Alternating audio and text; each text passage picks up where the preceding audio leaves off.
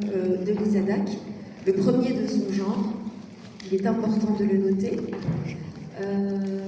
Nous nous retrouvons dans cette troisième session autour de la thématique de l'écriture du réel.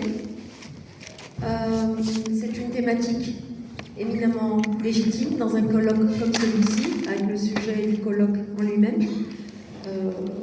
On sait que le réel et l'art sont consubstantiels, que le théâtre, depuis sa création, est consubstantiel du réel.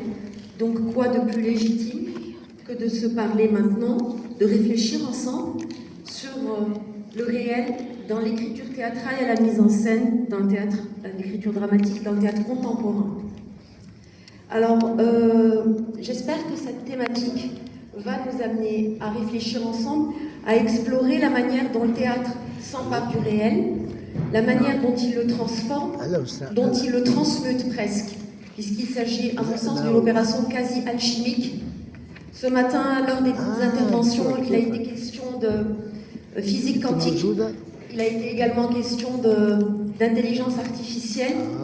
Nous allons rester un petit moment un peu plus loin dans le passé et parler d'alchimie, parce que c'est une véritable alchimie que celle de l'artiste s'emparant du réel et dans un geste particulier, le transformer en un matériau artistique, poétique et parfois politique.